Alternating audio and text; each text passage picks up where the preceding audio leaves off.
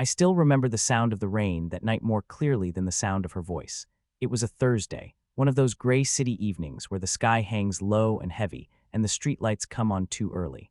Our apartment sat on the fourth floor, facing a narrow street where cars moved slowly and the hum of traffic never fully went away. Inside, everything was quiet, too quiet. We had stopped fighting a long time ago.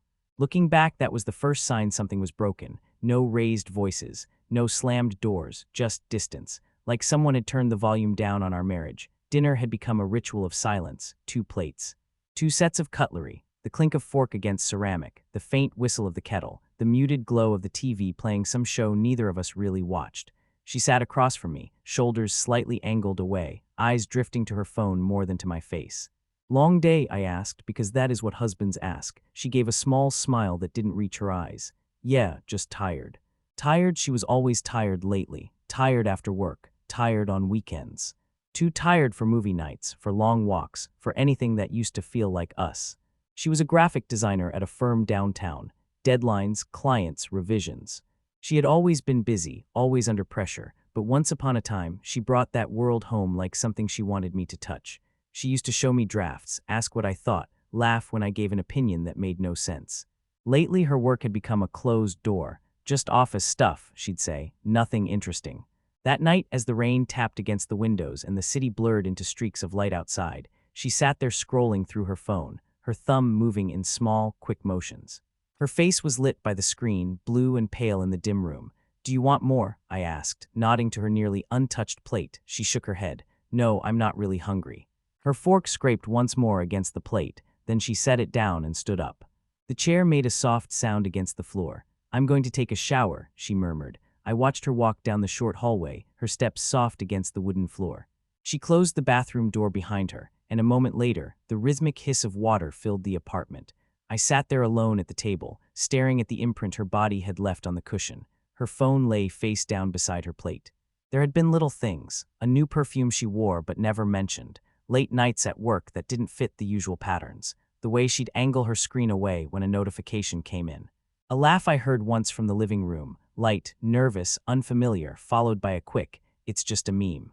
I had pushed it down, because to name a fear is to give it weight, because I wanted to be the kind of husband who trusts. Because the thought of her with someone else felt too sharp to hold. The shower kept running. Steam began to curl from underneath the bathroom door, faint and ghostly. I gathered our plates, carried them to the sink, rinsed them under lukewarm water. The motions were automatic, my mind far away and yet painfully present. Her phone buzzed once on the table, a short vibration, then another, back to back. I froze, a wet plate still in my hand. It could have been anyone.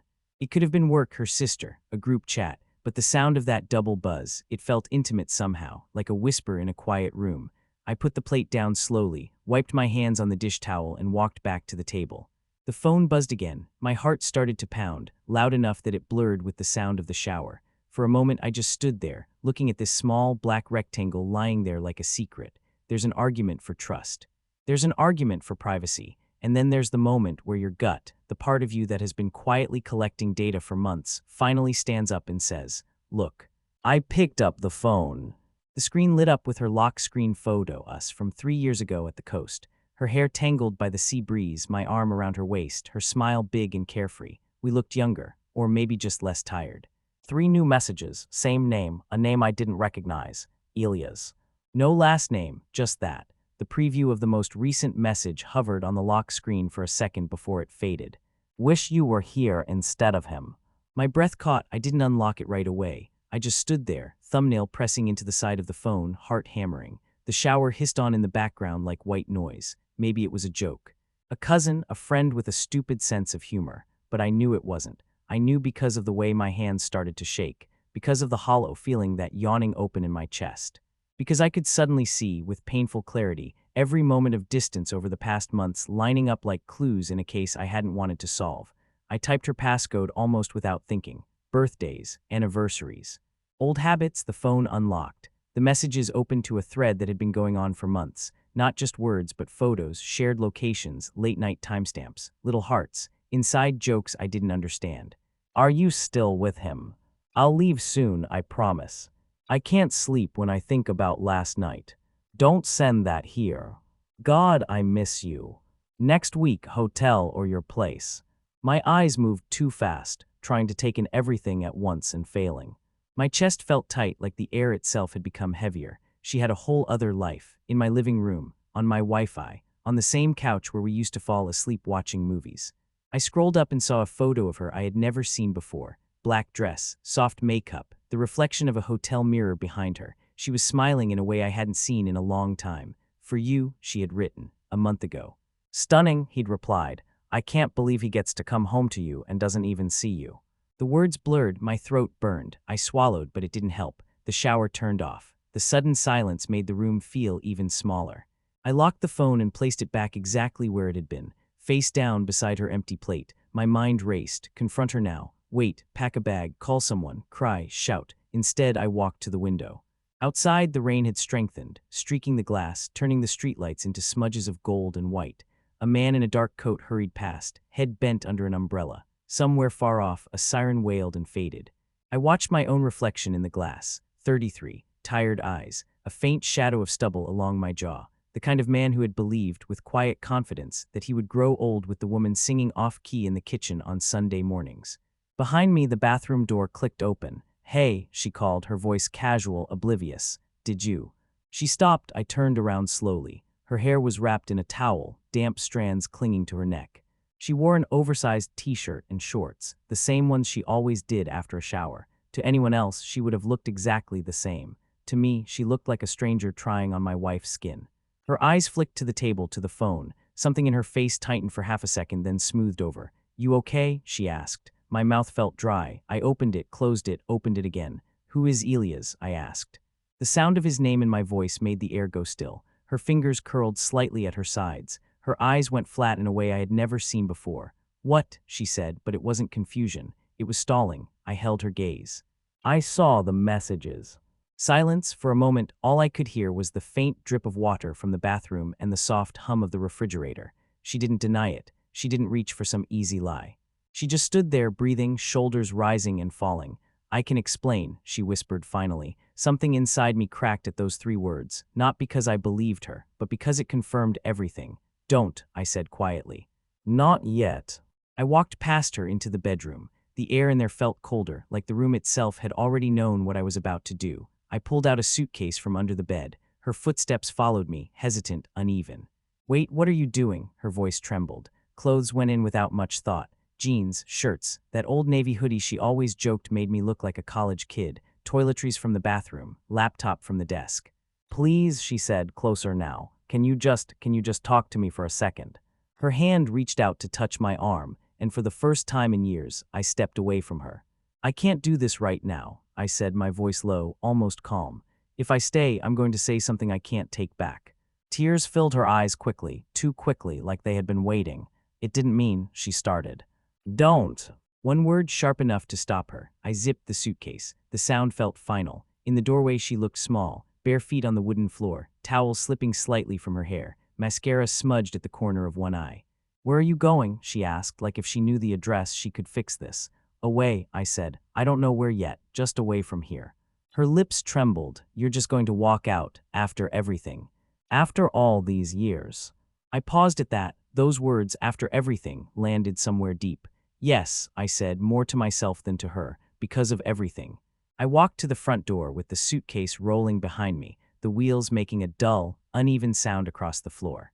She followed, voice breaking. "Please, please don't leave like this. We can go to counseling. We can fix it. I'll end it. I swear I'll." I turned the handle. Outside, the corridor light was harsh and unflattering, a stark contrast to the dim apartment behind me. I looked back at her one last time. Her eyes were wide, wet, desperate. For a second, a memory flashed, her laughing on our wedding day, her head thrown back, my hand in hers. It didn't match the woman standing in front of me now. "I trusted you," I said softly. "That's what I can't get back." And then I stepped out into the corridor, letting the door close behind me with a quiet, final click. I didn't look back, not once. But as the elevator doors slid shut and my reflection stared back at me in the stainless steel, there was one thought I couldn't shake. If I walked away now and never looked back, what would be left of the man I thought I was? The elevator shuddered and began to move, carrying me down, away from her, away from everything, into a life I had never imagined facing alone. The first night alone, the silence didn't feel peaceful. It felt hostile.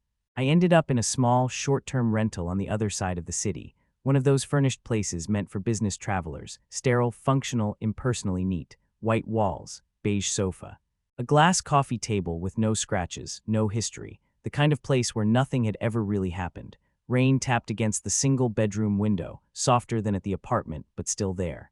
The city outside sounded distant, like it belonged to someone else's life. I set my suitcase down and stood in the middle of the living room, not sure what to do with my hands. In the apartment, my absence would be obvious by now. The empty side of the closet, the missing toothbrush, the silence where the TV usually murmured late at night. I sank onto the edge of the bed and stared at my phone. No messages, no missed calls, not yet. I thought about blocking her.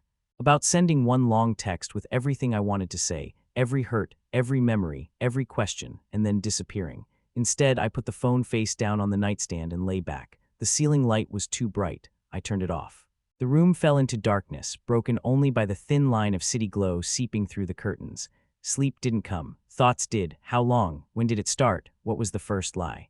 I found myself replaying old scenes in my mind like ruined film. Her working late and coming home with that distant look in her eyes. Her laughter at a text she forgot to explain. The new black dress she'd said was for a client event. The time she came home smelling faintly of a cologne that wasn't mine and blamed it on a crowded subway. I had believed her, or maybe I hadn't, but I'd wanted to. Somewhere in the middle of the night, my phone buzzed on the nightstand. One vibration, then another, then a third. My heart lurched. I turned on the lamp, the sudden light stabbing my eyes, and reached for the phone. Her name lit up the screen. 4 missed calls, 8 new messages. I stared at the display for a moment, thumb hovering over it, then opened the thread. Where are you? Please pick up. I'm so sorry. Please don't do this, please. Can we talk? I'll tell you everything. It didn't mean what you think. I love you, I swear I do. Please. I read them all twice. The words should have moved me. For years, her "I love you" had been a balm, a certainty. Now it felt like a phrase she had reused too many times in too many directions. I typed a reply, then erased it, typed another, erased that too. Finally, I sent 3 words. I need space. The typing indicator appeared almost immediately, those 3 little dots pulsing with her urgency. Okay, I understand, but please don't shut me out forever. I'll wait. Just tell me you're safe. I stared at the message until the text began to blur. Safe. I didn't feel safe. Not in my skin, not in my thoughts, not in the story of my own life. I typed back, I'm safe. Good night. Then I turned off the phone. The darkness pressed in, thicker than before. The days that followed blurred into a routine of not knowing what to do with myself. I still went to work, showed up at the office, answered emails. Sat in meetings where people talked about quarterly targets and projections like the world wasn't quietly collapsing. No one knew. I didn't tell them. The words felt too heavy to carry into the fluorescent-lit conference room.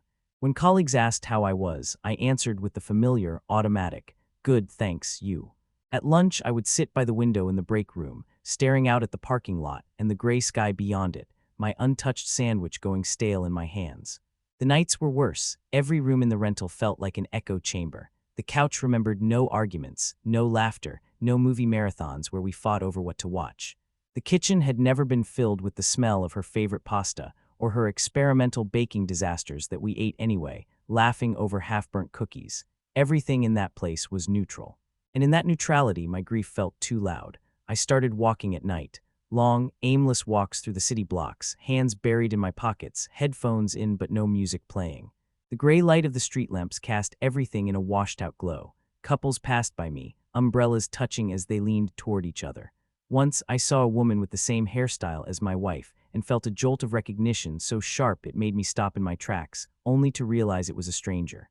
The betrayal lived in details. The hair tie she'd left on the bathroom sink, the coffee mug with the tiny crack near the rim, the text message thread that now sat like a black hole in my phone, unread but never fully unseen. I didn't look at it again, but I thought about it constantly, about Elias, the other man. In my mind, he was everything I feared I wasn't. Younger, more interesting, someone who heard the parts of her story I had stopped asking about. One night, after too many hours staring at the ceiling, I gave in. I opened her messages again. Scrolling, I saw his full name in a screenshot she had sent him, a reservation confirmation for a restaurant I had never been to. A bar with dim lights and exposed brick, judging by the photos they had shared. I copied his name and searched it. His face appeared on the screen, confident, casually handsome, a portfolio site. He was a photographer, freelance. Shot portraits in cityscapes, moody black and white alleys, people caught mid-laugh in coffee shops. There was a photo of her, not labeled, but I knew. She was sitting by a window in some cafe, light spilling across her profile. Her hair loose, eyes soft, hands wrapped around a mug. She was smiling a small, private smile, not the big grin she gave for group photos, something quieter, intimate. My stomach twisted. I clicked out of the browser, but the image clung to the inside of my skull. The first person I told wasn't family. It was my friend Daniel. We met at a small bar a few blocks from my rental, the kind of place with low lighting and worn wooden tables, where the music was just loud enough to give you privacy, but soft enough to talk over. He took one look at me as I slid into the booth and frowned. "You look like you haven't slept in a week," he said. It had been more than a week. "Something like that," I answered, fingers worrying the edge of the paper coaster. We ordered drinks, made small talk that felt brittle. Finally, he leaned in, forearms on the table. "Okay," he said, "what's going on?" I stared at the amber swirl in my glass for a moment, then forced the words out. "She cheated," I said quietly. "My wife. She's been having an affair." The word wife and affair felt wrong next to each other, like two puzzle pieces that shouldn't fit but somehow did. Daniel's face tightened. "Shit," he breathed. "How did you find out?" "Messages," I said. "Her phone. I wasn't even looking for anything. It was there." He shook his head slowly, anger flickering across his features, then settling into something gentler. "How long?" "Months," I said. "Maybe longer. I don't know. I didn't read everything." "He studied me. You left." "Same night," I said. "Packed a bag, got a place, haven't been back." He nodded like he respected that.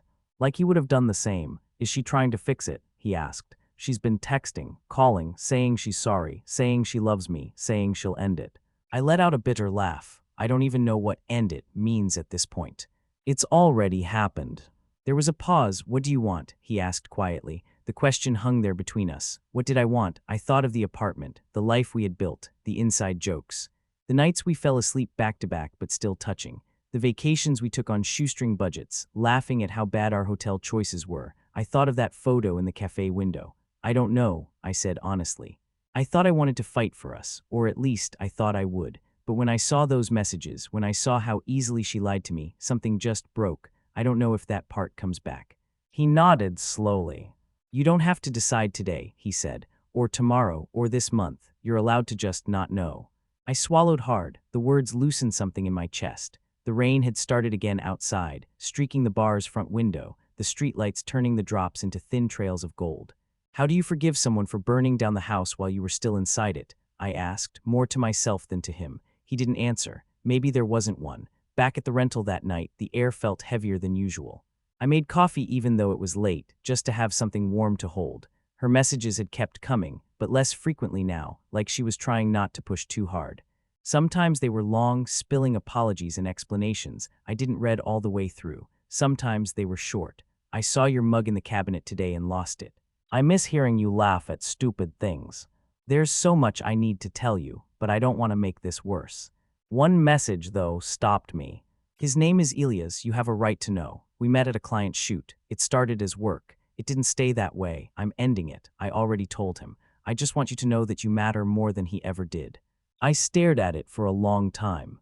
"You matter more?" The words felt cheap, like someone trying to patch a cracked window with tape. Still, there was a small part of me that wanted to know more. Not because I wanted details, but because understanding the shape of the betrayal felt like it might give me ground to stand on. I typed, "Why him?" The reply came quickly. "He listened," she wrote. "I was lonely. I felt like you didn't see me anymore. That's not an excuse, it's just the truth." Lonely, the word cut deep, because I had been lonely too. In the same apartment, in the same bed, but I hadn't gone looking for someone else to fill the space. "And you couldn't tell me that," I asked, "that you were lonely?" Three dots, stop, start again. "I tried," she wrote, "in my own way. I know that's not good enough. I know I failed you. I know I broke everything. I'm not asking you to forgive me right now. I need you to know I didn't do it because you weren't enough. I did it because I didn't know how to face my own emptiness." I set the phone down, her words pulsing on the screen like a wound. A part of me recognized that kind of emptiness, that quiet, gnawing ache you don't have the language for. The problem was I could see my own failures too. Nights I chose work emails over asking her how she really was. Mornings I let tension slip by unspoken, because I didn't want to start a fight. Betrayal doesn't fall from the sky. It grows in the spaces we stop tending, but knowing that didn't make the hurt any less brutal. The turning point came 2 weeks later. I ran into them. It was a Saturday. The sky was a washed-out blue, clouds hanging low like they couldn't decide whether to rain or hold back. I had gone downtown to clear my head, walking past shops and cafes, the city buzzing with the muted energy of people filling their weekend hours. I stopped at a coffee shop, a small place with big windows and plants hanging from the ceiling. The line was short. The air smelled like roasted beans and warm pastries. I ordered a black coffee and stepped aside, waiting near the counter for my name to be called. That's when I heard her laugh, not from memory, from behind me. I turned. There she was, at a table near the window, hair tucked behind one ear, leaning forward slightly, eyes shining in a way I hadn't seen in months. Across from her sat a man with a camera resting on the table beside his hand.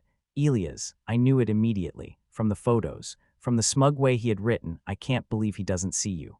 He saw me before she did. His expression shifted in a flicker, from relaxed to wary to something like guilt-laced annoyance. Her gaze followed his. When her eyes met mine, her whole face changed. The color drained. Her smile fell. Her shoulders stiffened. For a heartbeat, the entire cafe narrowed down to that single, frozen line of sight between us. The barista called my name. It sounded wrong, too loud, like it belonged to someone else. I didn't move. Elias sat up straighter, his jaw tightening. "Is that?" he started quietly. She swallowed. "Yes," she whispered. Something inside me went very still. I walked over to their table, each step measured. "Hi," I said, my voice flat but steady. Up close, he looked exactly like his photos. Confident, put together, the kind of man who always seemed ready to be on the right side of a camera lens. She opened her mouth, but no words came out.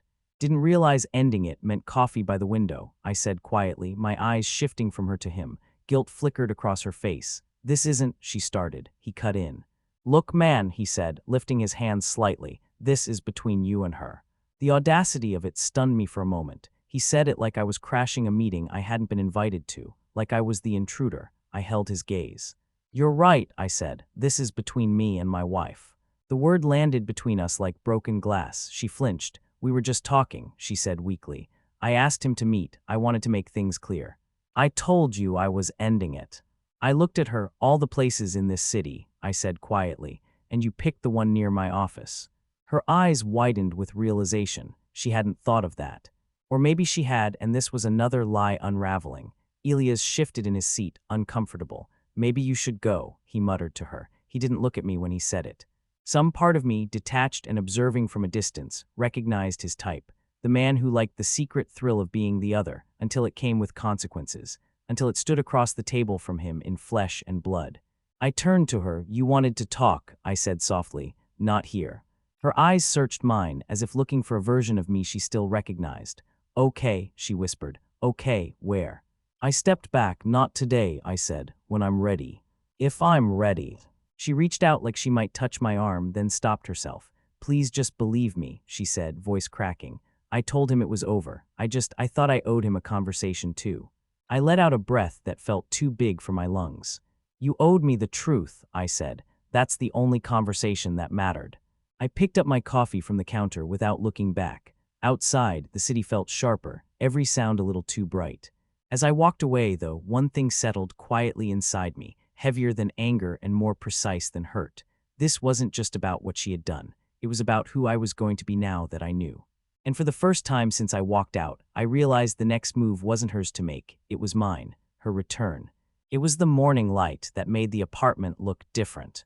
3 weeks after I left, she asked if I would come back for one conversation, one honest attempt to say the things we had both been holding back for years. Her text had been simple. "If you're willing, can we talk? No defenses.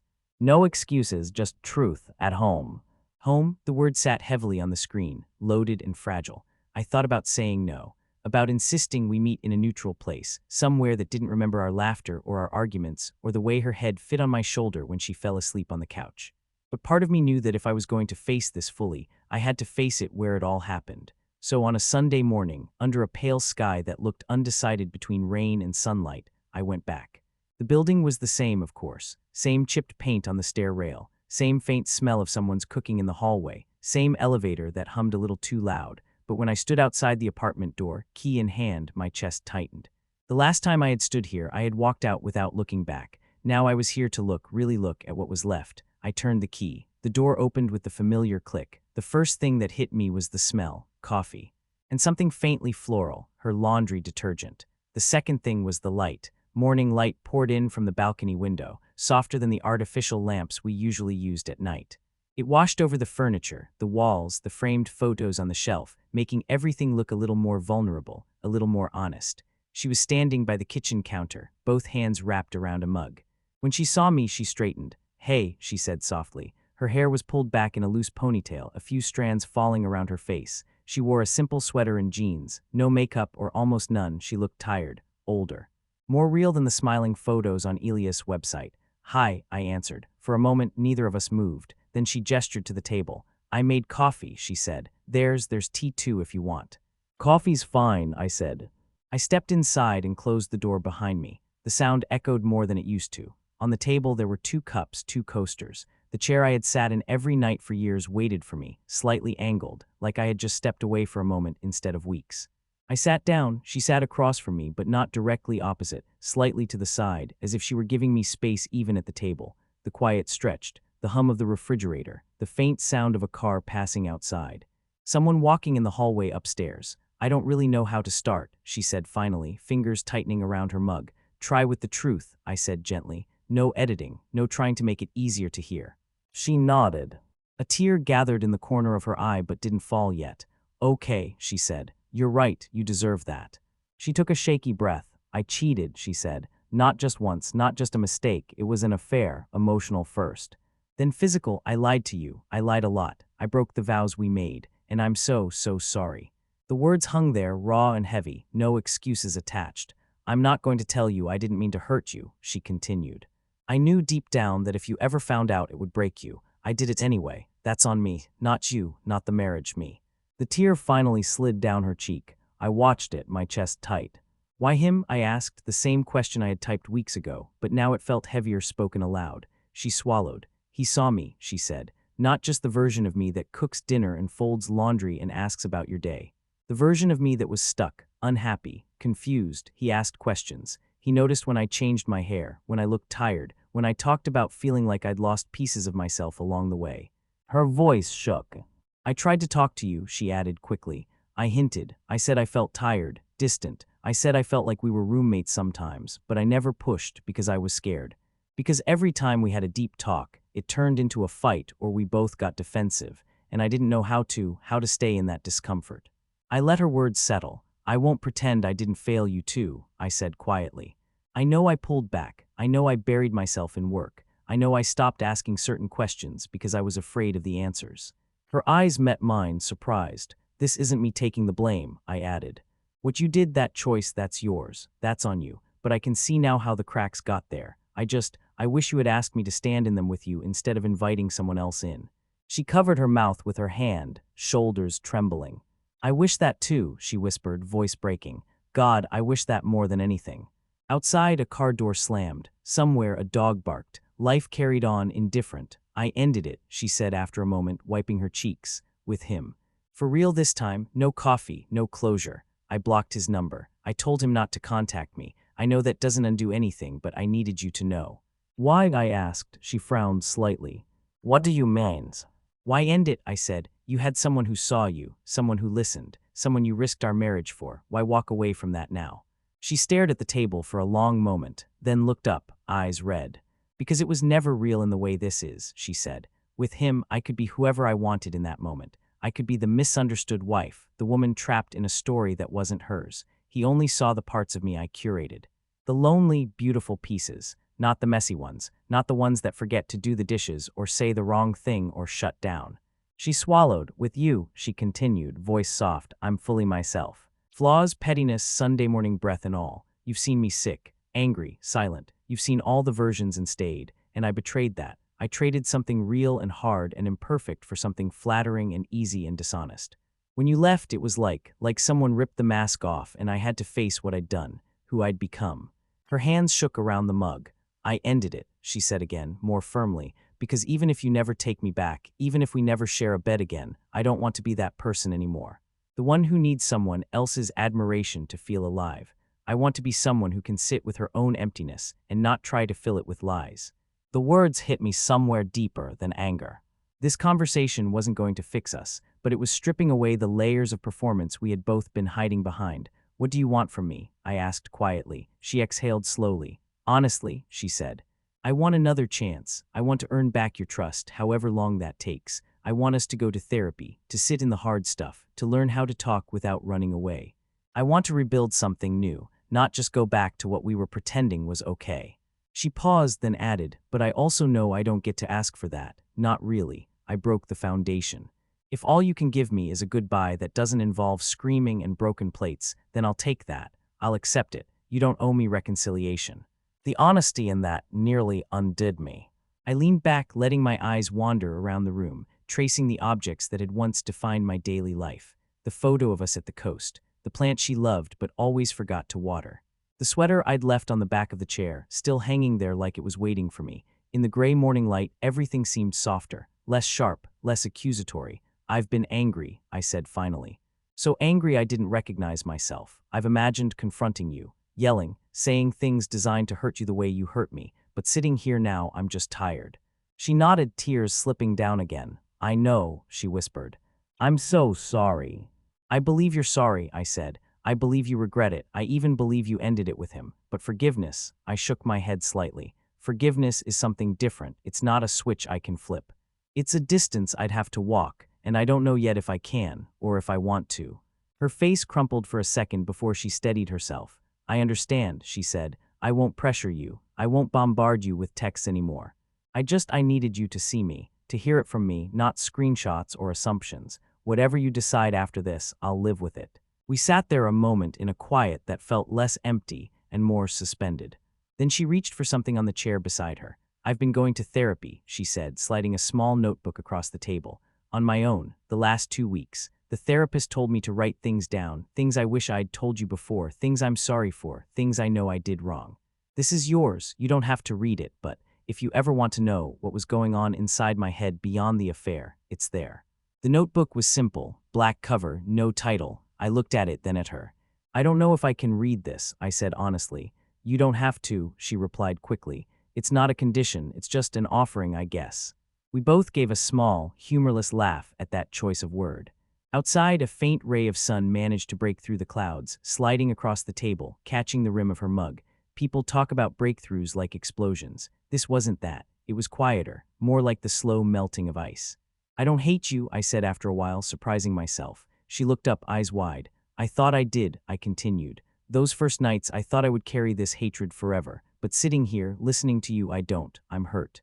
I'm disappointed. I'm grieving what we were and what will never be, but I don't hate you. She covered her face with both hands and sobbed, quiet, shaking sobs that seemed to come from somewhere deep. I don't deserve that, she cried. Maybe not, I said softly, but it's true. The morning light grew brighter, pushing back the shadows in the corners of the room. She wiped her face with the sleeve of her sweater, trying to steady her breathing.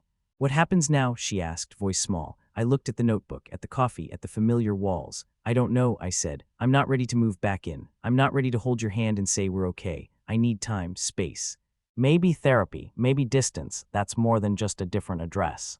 She nodded, accepting it like a sentence she had expected.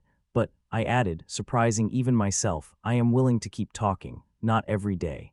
Not about everything, but sometimes, like this, without pretending, without lying. Her eyes filled again, but this time the tears looked different. Not just grief, something like relief. Thank you, she whispered. Really? For a long moment, we just sat there in shared quiet, not as husband and wife, not as betrayer and betrayed, just two people in the ruins of something they had built together, trying to decide whether to rebuild or walk away. The clock on the wall ticked softly. Eventually, I stood. I should go, I said. I need to think, to breathe. She stood too, wiping at her face again. Can I hug you? She asked, voice barely audible. It's okay if the answer is no. I needed to ask. The question lodged in my throat. There was a time when a hug was automatic, when our bodies knew each other's shapes without thinking. Now, the simple idea of it felt impossibly loaded.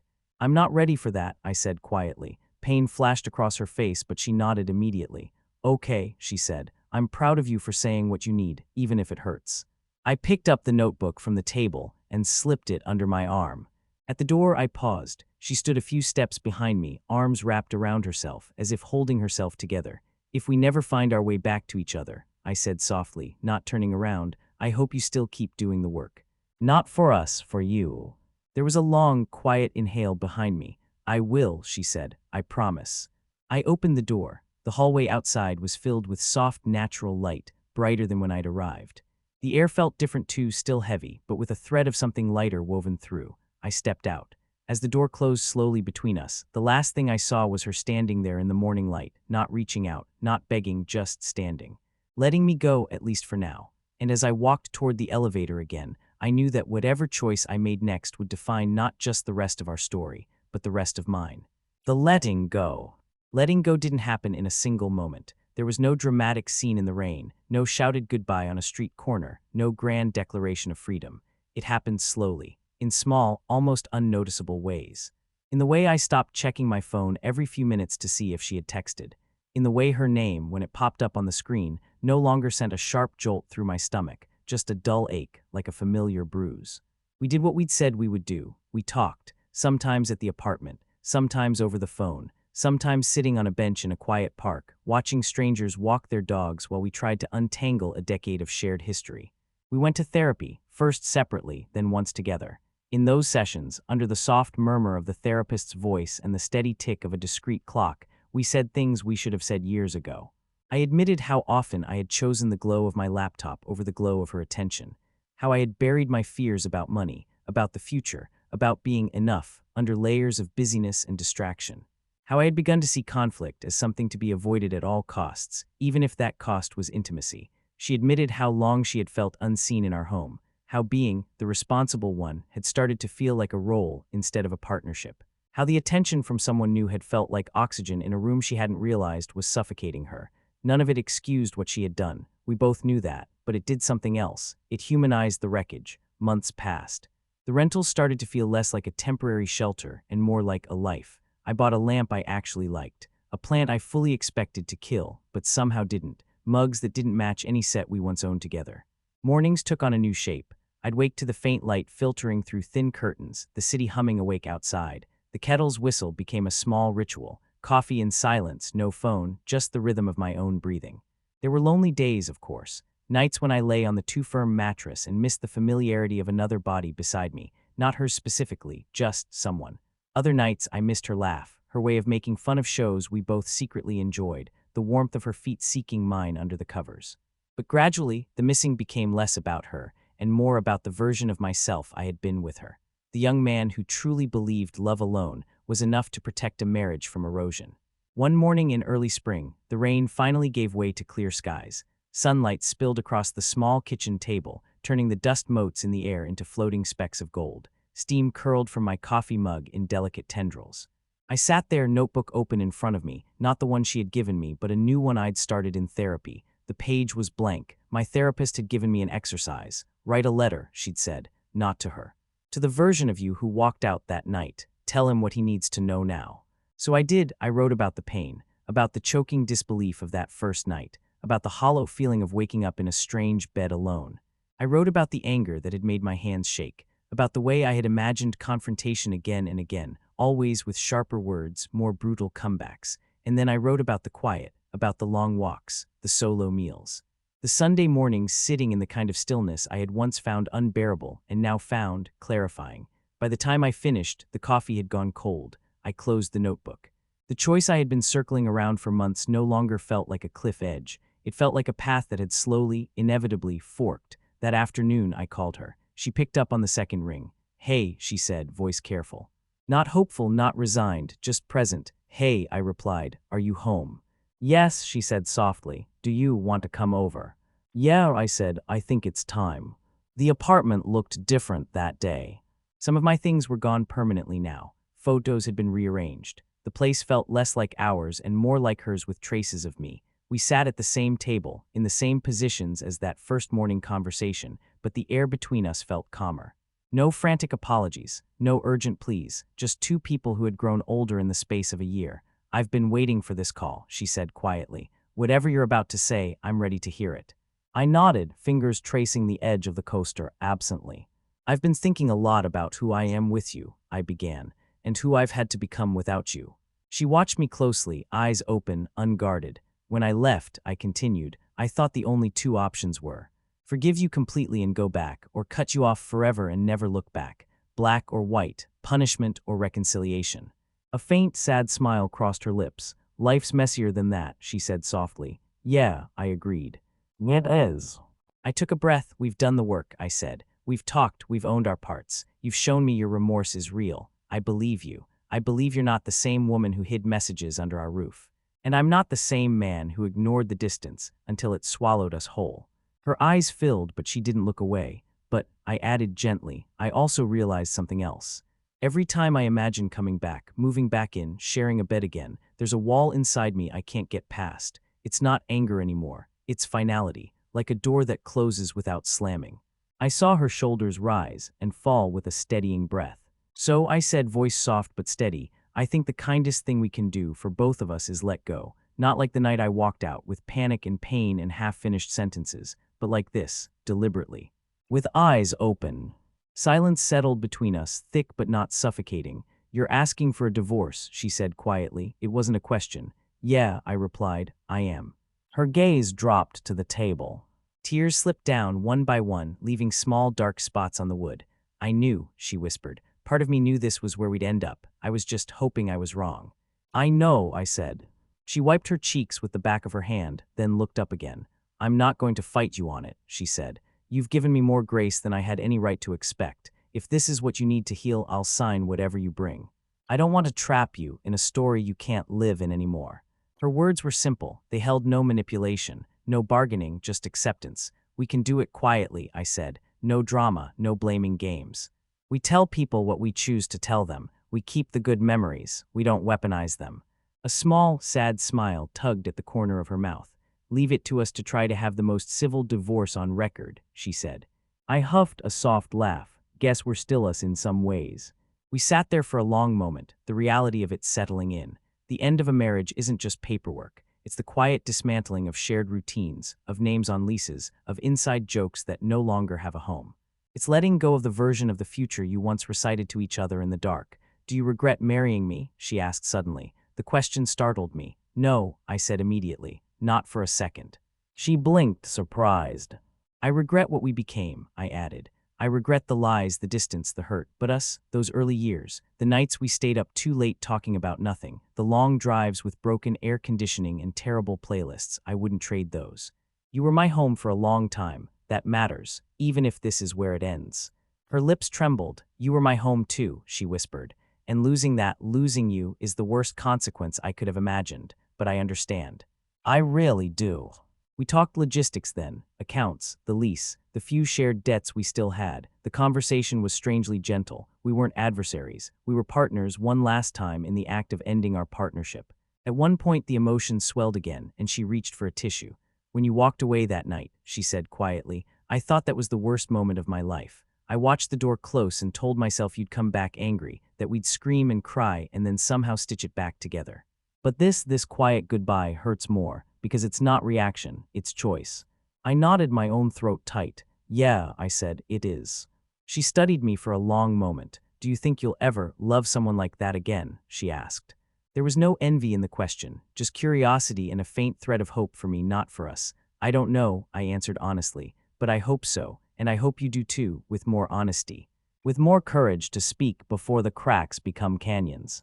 She smiled through her tears. I promise, she said, I'll never make this mistake again, with anyone. I learned the hardest way possible what lying does, first to yourself, then to everyone else. Outside, the sky had shifted from pale blue to the warm tones of approaching evening. Light slanted into the room at a lower angle, soft and golden. We stood. This time when she asked, Can I hug you? I didn't say no. We stepped toward each other cautiously, like people approaching the edge of a memory. Her arms went around me, mine around her. For a moment, the familiarity of it broke something open inside me. Her scent, the way her head rested against my chest, the way our bodies still fit together, even after everything. We held on a little longer than two people about to sign divorce papers probably should. Then we let go. No dramatic music, no perfect lines, just two people releasing each other. I'll have the papers drawn up, I said quietly. I'll send them over this week. She nodded. I'll sign them, she said. And if you ever need anything, closure, a conversation, even just someone who knows the old stories, I'll be here. Not as your wife, just as someone who loved you once, deeply, even if she didn't know how to show it without breaking things. I swallowed hard. Thank you, I said. I picked up my jacket from the back of the chair and walked to the door. This time when I opened it, the hallway felt bright, almost welcoming. The distant sound of a neighbor's TV floated through the building, some sitcom laughter track, absurd and jarring. I stepped out and turned back one last time. She stood in the doorway, framed by the soft light of the apartment behind her. There was sadness in her eyes, yes, but there was something else too, a kind of quiet acceptance, a willingness to let me walk away without chasing. "Goodbye," I said softly, "not see you. Not take care." "Goodbye," she echoed. The word didn't slam shut between us. It settled gently, like a book being closed after the last page. I walked down the hallway, the soles of my shoes making soft sounds against the worn carpet. At the end, a small window let in the last of the evening light, painting the walls in warm tones. For the first time since that night in the rain, I felt something like peace. Not joy, not yet, but a kind of stillness that didn't scare me anymore. Outside, the city moved on. Cars, people. Lives intersecting and unwinding in endless combinations. I stepped out into the cool air. The sky was clear. No rain, just a wash of soft blue fading into the first hints of twilight. I breathed in, slow and deep. I had walked away from her twice now. The first time in shock, the second time in choice. And this time, as I moved forward, I didn't feel like I was running from the wreckage. I felt like I was walking toward whatever came next. Somewhere between the rain and the morning light, I had stopped being just the man she betrayed, and become the man who chose himself, gently, finally, and without looking back. In the rain and the morning light, I had stopped being just the man she betrayed, and become the man who chose himself, gently, finally, and without looking back.